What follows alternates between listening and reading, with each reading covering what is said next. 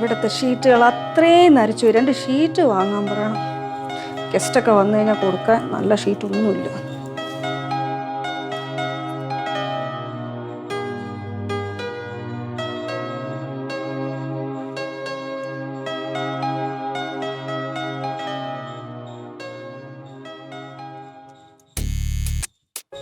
എന്തോന്ന് ചെയ്യണം? കുറെ നേരമായല്ലോ. രാവിലെ തൊട്ട് തുടങ്ങി എഴുത്താണ്. ഇവിടെ എന്തൊക്കെ പണി കിടക്കണം. അതിനിടയിൽ ഇങ്ങനെ എഴുതിക്കൊണ്ടിരുന്നല്ലോ.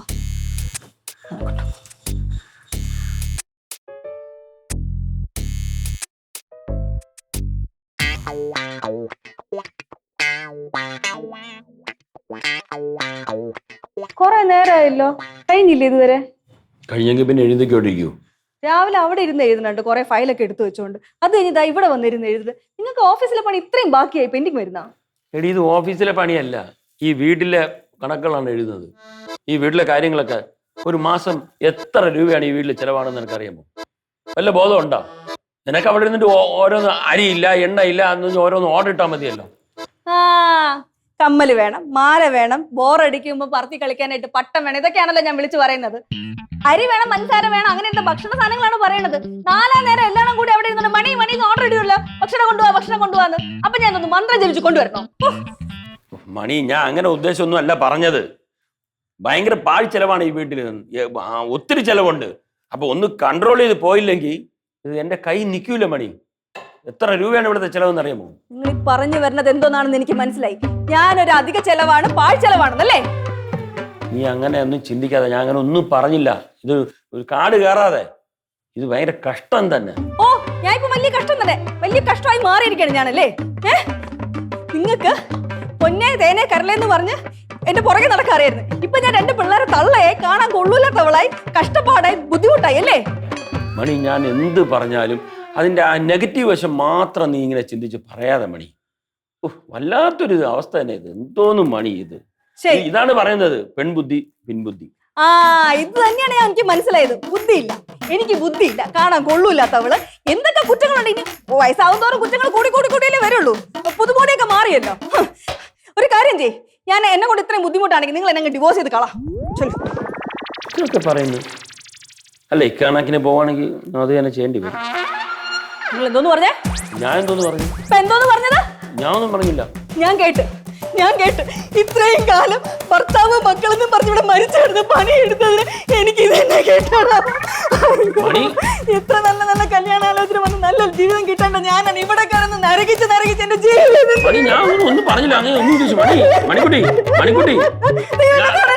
നിങ്ങൾക്ക് ഡിവോഴ്സ് ചെയ്ത് വേറെ കെട്ടണല്ലേ? ഞാൻ മനസ്സിൽ പോലും ചിന്തിച്ചില്ല ഇതിങ്ങനെയൊക്കെ. നീ എങ്ങനെയൊക്കെ ചിന്തിക്കാതെ മണി. ഇവിടെ ഒന്നുമില്ലല്ലോ. ഞാൻ ഇവിടുത്തെ ചെലവിന്റെ കാര്യങ്ങൾ പറഞ്ഞല്ലേ മണി. ചെലവ്, എല്ലാ ചെലവും ഞാനാണല്ലോ വരുത്തേക്കണേ. ഇവിടെ ബാക്കി ആർക്കും ഒരു ചെലവില്ല. എല്ലാ ചെലവിനും ഉത്തരവാദിത്വം ഞാൻ മാത്രമല്ലേ? അതൊക്കെ പറ. ഇവിടെ എന്തോന്ന് പിള്ളേരൊക്കെ കേക്ക്. ഇവിടെ ഇങ്ങനെ ഒരു പ്രശ്നം ഇല്ലായിരുന്നല്ലോ മണി. എന്നെ പറ്റി കുറ്റം പെടുത്തിയില്ല ഇങ്ങനെ ഒരു മണി. ഞാൻ എന്ത് പറഞ്ഞു മണി? ഇവിടെ അവരൊക്കെ കേക്ക്. ഇവിടെ പിള്ളേരെ കൊള്ളാൻ മണി. കരയാതെ മണി. ഞാൻ ഒന്നും പറഞ്ഞില്ലല്ലോ മണി. മണി ഒന്നും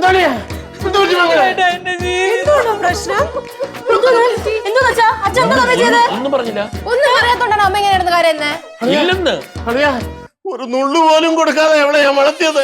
അവിടെ കണ്ണൊന്നും എറിഞ്ഞ അളിയനെ വെച്ചേക്കത്തില്ല. എന്റെ തനി സ്വഭാവം അറിയാമല്ലോ. എന്റെ ദൈവമേ, ഈ വീട്ടിലുള്ള ആർക്കും ഒരു ബോധം ഇല്ലല്ലോ. അങ്ങനെ പറയുന്നത് ഇപ്പം? എന്റെ പൊന്നു ചിന്നു, ഞാൻ ഈ മാസത്തെ വരവ് ചെലവ് കണക്കുകൾ നോക്കിക്കൊണ്ടിരിക്കരുത്. അപ്പം മണി വന്നപ്പോൾ ഞാൻ പറഞ്ഞു ഈ മാസം ചെലവ് വളരെ കൂടുതലാണ്, പാഴ്ചെലവുകൾ ഒത്തിരി ആണെന്ന് പറഞ്ഞപ്പോൾ അത് ഏറ്റുപിടിച്ചിട്ട് ഞാൻ മനസ്സാവാച അറിയാത്ത കാര്യങ്ങൾ പറഞ്ഞ് അവള് നിലവിളിക്കുകയാണ്. അതൊന്നും അല്ല, നിങ്ങൾ എന്നെ ഡൈവോഴ്സ് ചെയ്യുന്നു പറഞ്ഞില്ലേ? ഡൈവോഴ്സ് ചെയ്യുമെന്ന് പറഞ്ഞു ഞാൻ പറഞ്ഞിട്ടില്ല. പറഞ്ഞു കാണും. ഞാൻ പറഞ്ഞിട്ടില്ല മണി. പറഞ്ഞു എന്റെ ചെവിയിൽ ഇപ്പോഴും മുടങ്ങി കേൾക്കുന്നു. ഞാൻ പറഞ്ഞില്ല. എന്റെ അമ്മ അങ്ങനെ പറഞ്ഞെങ്കിൽ തന്നെ അമ്മ എന്തിനമ്മ വിഷമിക്കണേ? സന്തോഷിക്കല്ലേ വേണ്ടത്? മാമ ഇതിനെക്കാട്ടി നല്ലൊരു പയ്യനെ അമ്മയ്ക്ക് കണ്ടുപിടിച്ച് തരും. വേണ്ടി വന്നാല് രാജസ്ഥാൻ കൊട്ടാരത്തിന് വരെ ഞാൻ സംബന്ധാലോചന നിനക്ക് കൊണ്ടുവന്ന് തരും. പക്ഷേ എന്തോന്ന് പറയണേ? പറഞ്ഞു എവിടെ കയറി പോണ്? അതുപോലെ ഞാൻ ഒരു കാര്യം പറയാം. എല്ലാവരോടും കൂടി ചേർന്നാണ് പറഞ്ഞത്. ഈ വീട്ടിൽ ഒത്തിരി അനാവശ്യ ചെലവുകളുണ്ട്. ഇതാ കണ്ട, ഇലക്ട്രിസിറ്റി 5500 രൂപ. എപ്പോഴും ഇവിടെ ലൈറ്റും ഫാനും ഒക്കെ ചുമ്മാ കിടക്കുകയാണ്. അതുപോലെ തന്നെ വെള്ളം ചുമ്മാ ഒഴുക്കി കളയാണ്. ചെടിയുടെ മുട്ടിലും അവിടെ ഇവിടെയൊക്കെ. ഇങ്ങനെയുള്ള ചെലവുകൾ കുറച്ചേ പറ്റൂ. ഇല്ലെങ്കിൽ എന്റെ കൈ നിൽക്കില്ല. ഇതാണ് ഞാൻ പറഞ്ഞത്. അതനുസരിച്ച് പോണം മുന്നോട്ട്. പിടികിട്ടിയ എല്ലാം പിടികിട്ടി. എന്തോ മണിക്കുട്ടണ്ണ 2 ദിവസമായിട്ട് ഞാൻ ഇവിടെ താമസിക്കുന്നുണ്ടല്ലോ ചിന്നു. ആ ചെലവിന്റെ കാര്യം അളിയെ സൂചിപ്പിച്ചത് എന്നോട് അങ്ങനെ പറയണ്ടായിരുന്നു അളിയ. അളിയനെയും അളിയന്റെ മകളെ എന്റെ പിള്ളേരെയും കാണാൻ വേണ്ടി വല്ലപ്പോഴും ഞാൻ ഇങ്ങോട്ട് ഓടി വരുന്നത്. അളിയനെ ഇഷ്ടമല്ല പറഞ്ഞാൽ മതി, ഞാനേ പോയിക്കൊള്ളാം. വിഷമിക്കില്ല അണ്ണാ. അല്ല ഞാൻ പോവാ. അപ്പൊ ഇത് പാരമ്പര്യമാണല്ലേ? എന്ത്? അല്ല, നമ്മളൊരു കാര്യം പറഞ്ഞു കഴിഞ്ഞാൽ അതിനെ വളച്ചൊടിച്ച് നിങ്ങളുടേതായ രീതിയിൽ പറഞ്ഞങ്ങ് സമർത്ഥിപ്പിക്കുക. കണ്ടോ പെങ്ങളെ, അപ്പം അളിയന്റെ മനസ്സിൽ ഞങ്ങളും നിങ്ങളും ഒക്കെ ആയി. ഞാൻ പോവാ. എന്തൊക്കെയാ മണിക്കുട്ടാണ് ഈ പറയുന്നത്? എന്തോ ദൈവമേ, ശരിയാത്തില്ല. ഒരുത്തരുടെ തലയ്ക്കകത്തൊന്നുമില്ല. ഞാൻ പോണു, മാറില്ല. എടി അത് അളിയനുമായിട്ട് ശരിയാത്തില്ല പെങ്ങളെ, ഞാൻ പോവാ. മാമ എങ്ങോട്ട് പോണ്? മാമ പോണ്ട. അച്ഛ അദ്ദേഹം വന്ന ചെലവിന്റെ കാര്യമല്ലേ പറഞ്ഞത്. അതിനാര് പോണ്? അപ്പൊ ഈ കരച്ചിലൊക്കെ മാമന്റെ ഒരു അടവായിരുന്നല്ലേ? മണിക്കുട്ടാണ് ആരാ മോൻ? ഭാർഗവൻ പിള്ളയുടെ. നിങ്ങളുടെ അച്ഛൻ പറഞ്ഞതിനകത്തും കാര്യമുണ്ട്. നമ്മൾ എപ്പോഴും വരവ് ചുരുക്കി ജീവിക്കാൻ പഠിക്കണം. അല്ല, ചെലവ് ചുരുക്കി ജീവിക്കാൻ പഠിക്കണം. മാമ, ഞങ്ങൾ അനാവശ്യമായിട്ട് ചെലവൊന്നും നടത്താറില്ല. ഇല്ല ഇല്ല. അല്ലേ അമ്മ? നിന്റെ ഒന്നും കാര്യം എനിക്കറിയണ്ട. പക്ഷെ ഞാൻ ഇതുവരെ ഒരു അധിക ചെലവ് വരുത്തിയിട്ടില്ല. ഞാൻ പോണില്ല. അവിടെ സ്വന്തം എനിക്കറിയാം. ഒരു അവസരം കിട്ടിയപ്പോ അങ്ങ് തള്ളി പറയല്ലേ അമ്മ? നീ ഒരു കാര്യം ചെയ്യ്, നീ പഠിച്ച് എത്രയും വേഗം ഒരു ജോലി വാങ്ങ്. അപ്പൊ തന്നെ രവിയണ്ണന്റെ ഭാരം പകുതി കുറയും. ശരിയാ കേട്ടോ? അതെ, വേറൊരു അത്യാവശ്യമായിട്ടുള്ള ഒരു കാര്യം സംസാരിക്കാനുണ്ട്. നീ വാ.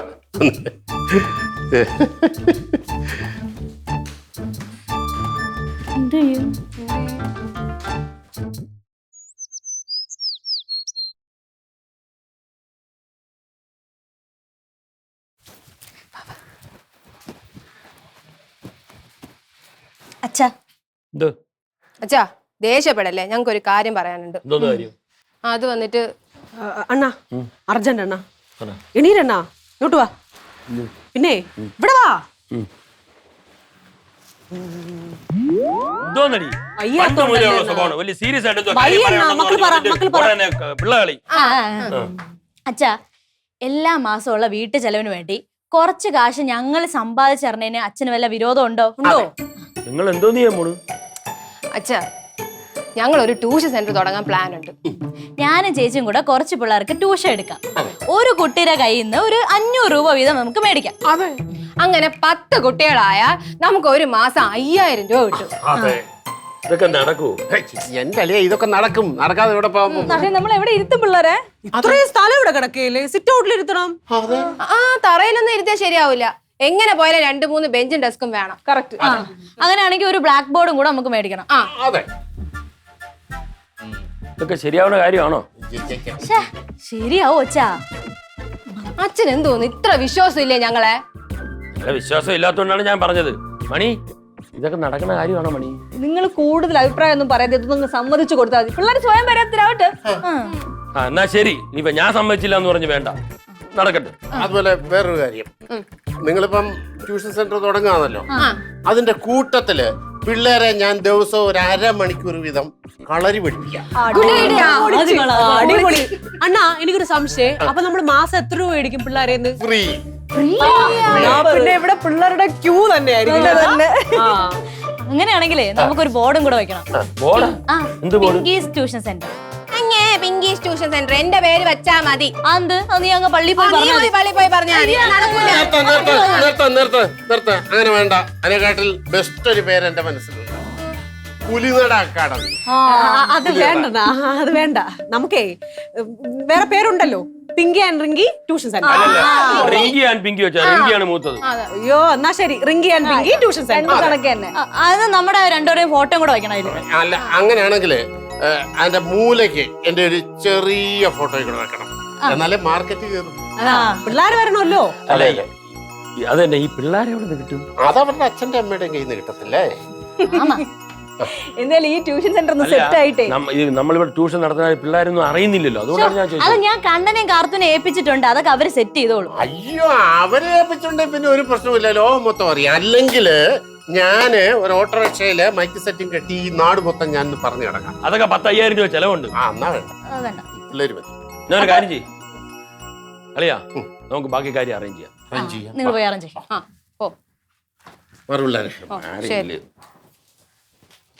ട്യൂഷനെങ്കിൽ അടിപൊളി. ട്യൂഷൻ. എല്ലാ പൈസ കാര്യങ്ങളും. ഉണ്ടാക്കിയാൽ മതി. വൃത്തിയാക്കി പിള്ളേർ നന്നായിട്ട്. ആറവിടെ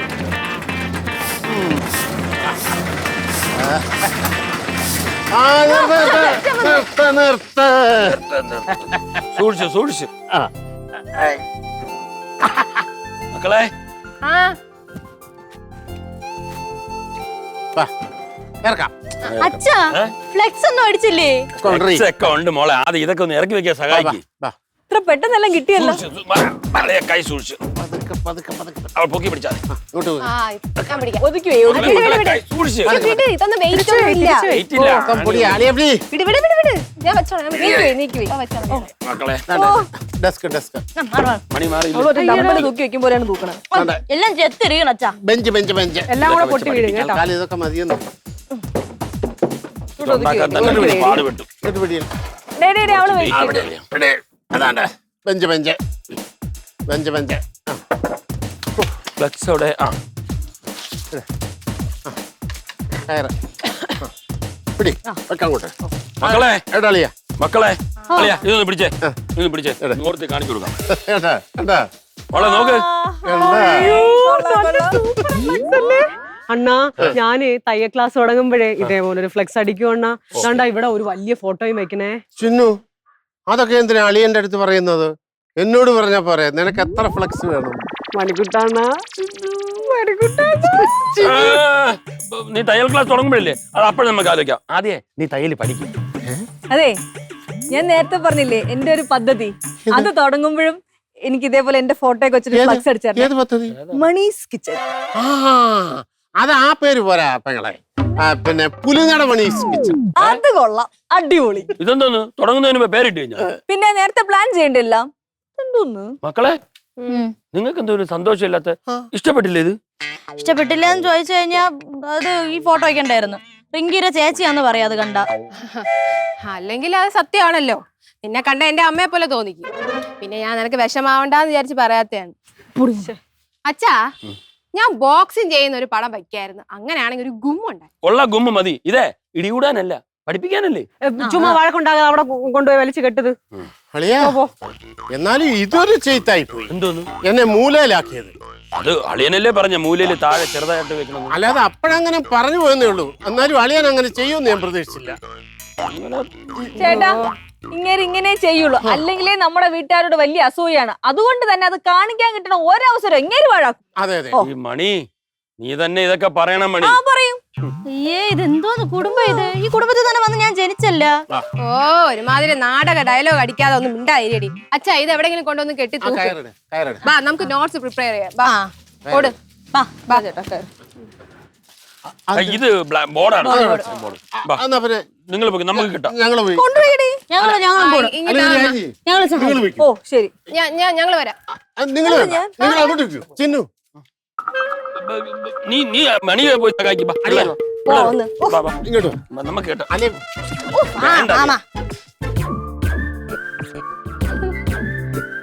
എന്തായാലും ഉഗ്രനായിട്ടുണ്ട്, അടിപൊളിയായിട്ടുണ്ട്. നന്നായിട്ടില്ല അളിയാ? അല്ല അളിയാ, അത് എന്റെ ഫോട്ടോ ചെറുതാക്കാതെ കുറച്ചുകൂടെ വലുതാക്കിയിരുന്നെങ്കിൽ ഒരു സ്റ്റൈല് വന്നേനെ.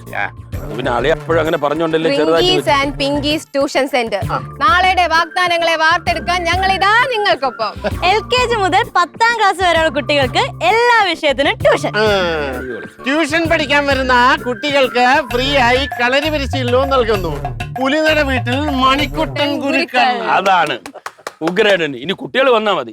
പിന്നെ ഒരു കാര്യം, ഇപ്പൊ ഈ ഫ്ലക്സ് അടിച്ചതും ബെഞ്ചും ഡെസ്കും ഒക്കെ വാങ്ങിച്ചതും വണ്ടിക്കൂലി എല്ലാം കൂടെ കാശ് കുറച്ച് ഇറങ്ങിയിട്ടുണ്ട്. അച്ഛാ, എച്ചിക്കണക്ക് പറയാതെ അടുത്ത മാസം എന്തായാലും പിള്ളേര് ട്യൂഷൻ ഫീസ് കൊണ്ടുവരുമല്ലോ, അതിന് തരാം. എന്നാ മതി. വാ. എന്നാ പാപ്പോ.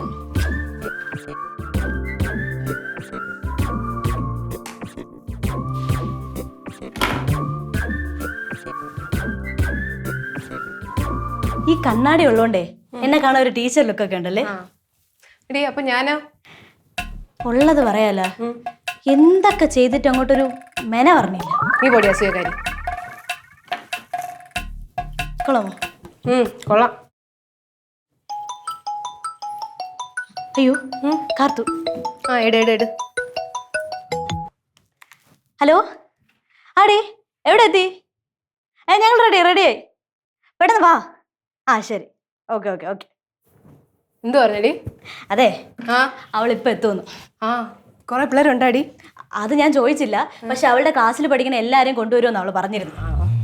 ഡി, ആദ്യമായിട്ട് തുടങ്ങാൻ പോകുന്നതാണ്. നല്ല പോലെ പ്രാർത്ഥിച്ചിട്ട് വേണം നമുക്ക് തുടങ്ങാൻ. മണിക്കുട്ട മാമ ഇറങ്ങിയാ? അറിഞ്ഞൂടാ, വാ നോക്കാം. വാ. താഴോട്ട് വേണം.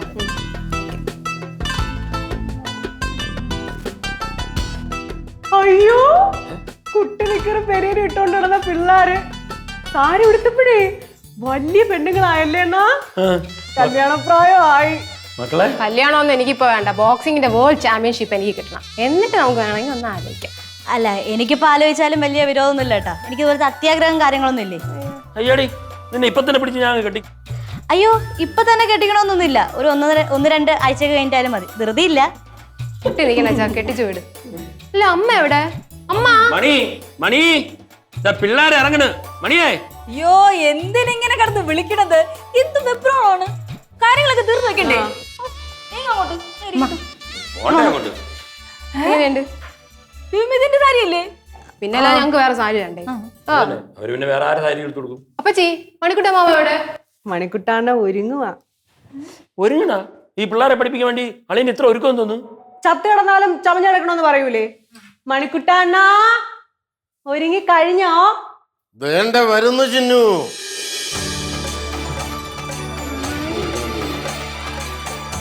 പുലിനട വീട്ടിൽ ജനിച്ചോരെല്ലാം പൂപോലഴകുള്ളോരായിരുന്നു.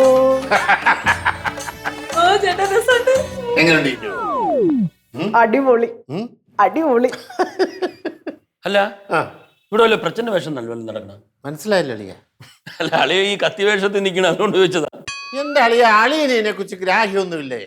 ഇത് കളരി ഗുരുക്കന്മാരുടെ പാരമ്പര്യ വേഷമാണ്. മനസ്സിലായോ? അതായത് ഈ ചേകവന്മാർ അംഗത്തിന് പുറപ്പെടുമ്പോ ഈ ഡ്രസ് ഇട്ടോണ്ടാ പുറത്തോട്ടു. അംഗം അതിന് ഇവിടെ വല്ല അംഗം നടക്കുന്നുണ്ടോ? എന്റെ അളിയ, ഇത് പിള്ളേരെ പഠിപ്പിക്കുകയല്ലയോ? അത് ഒരു രൂപത്തിലുള്ള അംഗവാത്. ഇന്നിവിടെ ചില അംഗങ്ങളൊക്കെ നടക്കു വെച്ചാ. ശരി പെങ്ങളെ, ഈയിടെയായിട്ട് ഇങ്ങർക്ക് എന്നെ ഒരു ബഹുമാനമില്ല. എന്റെ പഴയ സ്വഭാവം എടുപ്പിക്കരുതെന്ന് പറഞ്ഞു കൊടുക്കണേ. ആള് മാറ്റിപ്പിടി മണിക്കൂട്ടാ. ഹായ്, ദേ കുട്ടികളെത്തി. അതെ, എല്ലാരും കേൾക്കെ പറയാണ്, ഞങ്ങൾ പുതിയതായിട്ട് തുടങ്ങാൻ പോകുന്ന ഒരു സംരംഭമാണ്. ദയവ് ചെയ്ത് എല്ലാരും കൂടെ ഇടപെട്ട് കോളമാക്കരുത്. എന്റെ അപേക്ഷയാണ്, പ്ലീസ്. മാമൻ പിള്ളേരൊക്കെ എവിടെയാണ്? ഏത് പിള്ളേര്? അല്ല, നീ ട്യൂഷൻ പഠിക്കാൻ കുറെ കുട്ടികളെ കൊണ്ടുവരാന്ന് പറഞ്ഞിട്ട്. പിള്ളേരൊക്കെ വന്നാ എവിടെ? എല്ലാരും എവിടെ? വിളിച്ചിരിക്കുവായിരിക്കും അല്ലേ? നാണിക്കണ്ട, പിള്ളേരെ ഇറങ്ങി വാ. അല്ല, നിങ്ങളല്ലേ പറഞ്ഞ ഈ ട്യൂഷൻ പഠിക്കാൻ പിള്ളേരെയൊക്കെ കൊണ്ടുവരാന്ന്? എവിടെ? അത് നിങ്ങൾ ട്യൂഷൻ പഠിപ്പിക്കുന്ന കാര്യം ഞാൻ എന്റെ ഫ്രണ്ട്സിനെ വിളിച്ച് പറഞ്ഞു. അപ്പൊ അവര് പറഞ്ഞു റിങ്കിയും പിങ്കിയും ആണ് പഠിപ്പിക്കണമെങ്കിൽ അവര് വരണില്ല, അവർക്ക് താല്പര്യമില്ല. അതെന്തടി അങ്ങനെ പറഞ്ഞ? അത് അവർക്ക് താല്പര്യമില്ലാത്തോണ്ട്. അതെ പിള്ളേരെ, നിങ്ങൾക്ക് ഒരു മിസ്റ്റേക്ക് പറ്റി. നിങ്ങള് ഞാൻ കളരി പഠിപ്പിക്കുന്ന വിവരം പറഞ്ഞു കാണത്തില്ല. അതാ പിള്ളേര് വരാം. അത് ഞാൻ പറഞ്ഞായിരുന്നു. അപ്പോഴാണ് ഉറപ്പിച്ചും പറഞ്ഞ അവരിവിടെ വരുന്നത്. അങ്ങനെ പറയാൻ സാധ്യതയില്ല. അപ്പൊ ചുരുക്കി പറഞ്ഞ എന്റെ മക്കളടുത്ത് പഠിക്കാൻ നിങ്ങൾ രണ്ടുപേരും മാത്രമേ ഉള്ളൂ. മതി, കുഴപ്പമില്ല, രണ്ടുപേരും മാത്രം മതി. നമ്മൾ ആദ്യമായിട്ട് ഒരു സംരംഭം തുടങ്ങുമ്പോഴേ കുറച്ച് പിള്ളേരൊക്കെ ഉണ്ടാവുള്ളൂ. പിന്നെ കേറി വന്നോളും. അല്ലെങ്കിൽ തന്നെ ഇവർ രണ്ടുപേരും കൂടി കൂട്ടപ്പം തന്നെ ഒരു മാസം 1000 രൂപ ആയില്ലേ മാമ? പിന്നെ ഇവര് മുഖേന ആൾക്കാർ അറിഞ്ഞ് വന്നോളും. അപ്പൊ ഫീസിനാണോ പഠിപ്പിക്കുന്നത്? അയ്യോടാ, പിന്നെ ഫീസ് തരണ്ടേ? ഞങ്ങൾ വിചാരിച്ച ഫ്രീക്കായിരിക്കും പഠിപ്പിക്കുന്നത്. മോളെ, നീ ഇവരുടെ പറഞ്ഞ ഫ്രീ ആയിട്ട് പഠിപ്പിക്കാന്ന്? അത് പിന്നെ ഇവര് കുറച്ച് പിള്ളേരെയൊക്കെ കൊണ്ടുവന്ന് കഴിഞ്ഞാൽ ഫ്രീ ആയിട്ട് എടുത്തു കൊടുക്കാന്ന് ഞാൻ പറഞ്ഞായിരുന്നു. അതിന് പിള്ളേരെ ഒന്നും കൊണ്ടുവന്നില്ലല്ലോ. ഇപ്പൊ ഇവർ രണ്ടുപേരല്ലേ ഉള്ളൂ. അപ്പൊ ഫീസ് തരണം. ഫീസ് കൊടുത്ത് പഠിക്കാനാണെങ്കിൽ ഞങ്ങൾക്ക് വേറെ നല്ല ട്യൂഷൻ സെന്ററിൽ പോയി പഠിച്ചാൽ പോരെ, ഇവിടെ വരേണ്ട ആവശ്യമില്ലല്ലോ. സത്യം. ബാ കണ്ണാ പോവാ. അയ്യോ മക്കളെ, എങ്ങോട്ട് പോണ? നിങ്ങൾ ഈ ട്യൂഷൻ സെന്ററിൽ ഒരു ഈച്ച കുഞ്ഞുപോലും വരില്ല. Rinki Pinky tuition centre. വിളിക്കണ്ട.